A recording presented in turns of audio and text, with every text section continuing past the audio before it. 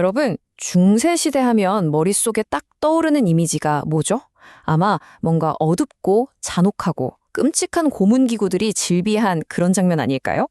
영화나 소설에서 너무 많이 봐서 익숙하잖아요. 그런데 말이죠. 만약에 우리가 그렇게 끔찍하다고 알고 있던 그 중세 고문 기구들 있잖아요. 그게 사실은 그 시대에 아예 없었던 거라면? 후대의 사람들이 전부 지어낸 이야기라면 어떠실 것 같으세요? 맞아요. 괜히 암흑기라고 부르는 게 아니죠.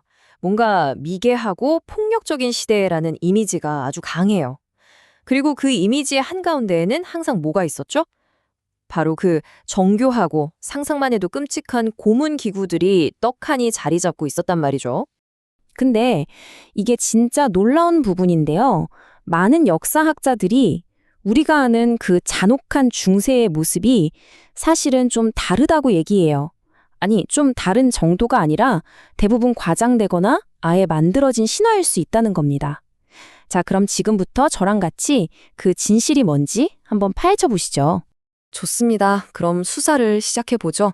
우리가 탐정이 된 것처럼 가장 유명하지만 동시에 가장 의심스러운 증거물부터 하나하나 샅샅이 뜯어보겠습니다. 자, 첫 번째 용의자입니다. 네, 바로 중세 고문의 상징이자 아이콘, 아이언 메이든, 우리말로는 철의 처녀죠. 와, 이건 뭐 이름만 들어도 오싹하지 않나요? 다들 아시죠? 사람 모양으로 생긴 철 관안에 사람을 집어넣고 문을 딱 닫으면 안쪽에 촘촘히 박힌 대못이 온몸을 찌르는 거죠. 근데 또 바로 죽지는 않아요. 급소는 교묘하게 피해서 아주 서서히 극심한 고통 속에서 죽게 만든다는, 와, 진짜 상상만 해도 끔찍한 이야기입니다. 자, 그럼 판결을 내려보겠습니다. 이 아이언 메이든, 중세시대 물건이 아닙니다.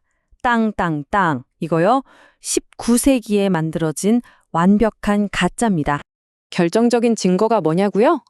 1800년대 이전 기록 어디에도 아이언 메이든에 대한 이야기가 단 한 줄도 없어요.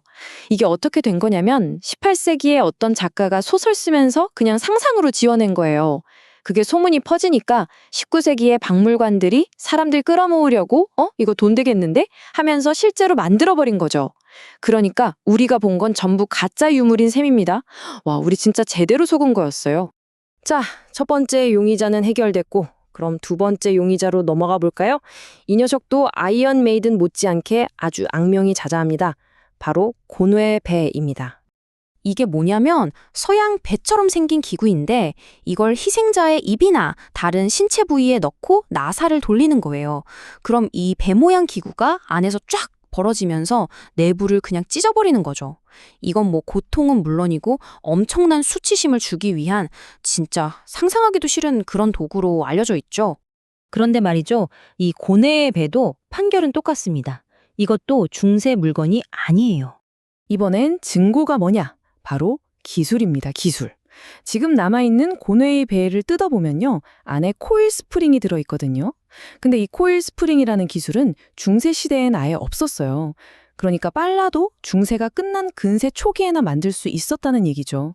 심지어 전문가들은 이게 구조적으로 고문도구로 제대로 작동이나 했을까 하고 고개를 갸우뚱합니다. 그럼 중세에는 고문이 아예 없었나? 하실 수도 있는데 그건 아니에요. 당연히 있었죠. 다만 우리가 상상하는 그런 기계적인 방식이 아니었다는 겁니다. 자, 그럼 진짜 고문의 역사는 어땠는지 시간 순서대로 한번 보시죠. 자, 이 타임라인을 한번 보세요.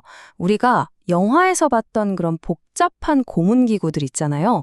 사람 몸을 쫙 늘리는 고문대라던가 손가락을 으깨는 조임쇠 같은 것들. 이게 사실은 중세시대가 아니라 그 이후 시대, 그러니까 르네상스 시대를 포함하는 근세 초기에 본격적으로 쓰이기 시작합니다. 그럼 중세에는 주로 교슈형이나 참수형 같은 좀 더 단순하고 공개적인 처벌이 대부분이었던 거죠. 근세 초기에 실제로 쓰였던 기구들을 비교해보면 이게 진짜 재밌어요. 고문대는 사람 몸을 사방으로 쭉 잡아당겨서 관절을 빼버리는 방식이었고요. 반대로 청소부의 딸이라는 기구는 몸을 최대한 작게 안으로 꽉 압축시켜서 뼈를 부러뜨리는 방식이었어요.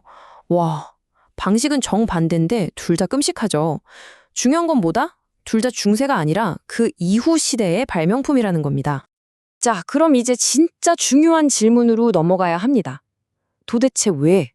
왜 후대 사람들은 있지도 않은 고문기구까지 상상해서 만들어내면서 중세시대를 이렇게나 잔혹한 시대였다고 몰아간 걸까요? 그 동기가 뭘까요? 그 시작은 바로 암흑기라는 단어 자체에 있습니다. 이 말을 처음 쓴 사람이 14세기 학자인 페트라르카인데요. 이 사람이 자기가 살던 시대 이전을 돌아보니까 위대했던 고대 로마에 비해서 너무 어둡다, 빛이 없다고 생각한 거예요. 그러니까 처음부터 이게 객관적인 역사 용어가 아니라 저 시대는 별로였어 하는 가치 판단이 팍 들어간 표현이었던 거죠.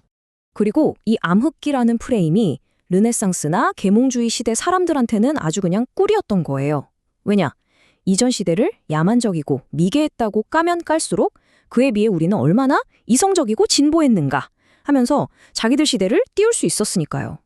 그럼 그 야만성을 가장 효과적으로 보여줄 수 있는 게 뭘까요? 그렇죠. 바로 눈으로 딱 보이는 끔찍하고 기괴한 고문 기구들이었던 겁니다. 근데 과연 중세가 진짜 그렇게 깜깜하기만 한 암흑기였을까요? 전혀요. 사실 중세는 빛나는 성과도 많았던 시대입니다. 샤르마뉴 대제 시절엔 학문과 예술이 꽃을 피웠고요. 우리가 아는 노트르담 대성당 같은 어마어마한 건축물도 바로 이때 지어졌어요. 이슬람 세계에서는 과학, 의학, 수학이 엄청나게 발전했고요. 심지어 어떤 연구를 보면요. 르네상스 시대보다 오히려 중세 시대 사람들의 기대 수명이 더 높았다는 결과도 있어요. 아이러니하죠. 자, 이제 길었던 수사를 마무리하고 최종 판결을 내릴 시간이네요. 오늘의 결론을 딱 정리해 볼게요. 중세는 잔인하고 복잡한 고문기계의 시대였다. 이건 신화에 가깝습니다. 현실은 뭐다? 우리가 알던 그 악명 높은 기구들은 대부분 후대의 창작품이고 오히려 진짜 체계적인 고문은 르네상스 이후 근세 시대에 더 발달했다는 것. 이게 바로 진실입니다. 결론적으로 우리가 머릿속에 갖고 있던 그 야만적인 중세라는 이미지는요. 실제 역사적 사실이라기보다는 후대 사람들이 자신들의 시대를 빛나게 하려고 혹은 박물관 입장료 벌려고 만들어낸 아주 성공적인 선전활동, 그러니까 일종의 프로파간다였다고 볼 수 있는 거죠. 자, 오늘 이야기를 마무리하면서 여러분께 마지막 질문 하나를 던지고 싶습니다. 우리가 이렇게 당연하게 믿었던 암흑기의 이미지가 사실은 만들어진 거였다면 우리가 역사책이나 영화에서 사실이라고 배웠던 것들 중에 또 어떤 것들이 사실은 꾸며진 신화일까요? 한 번쯤 의심해 볼 만하지 않을까요?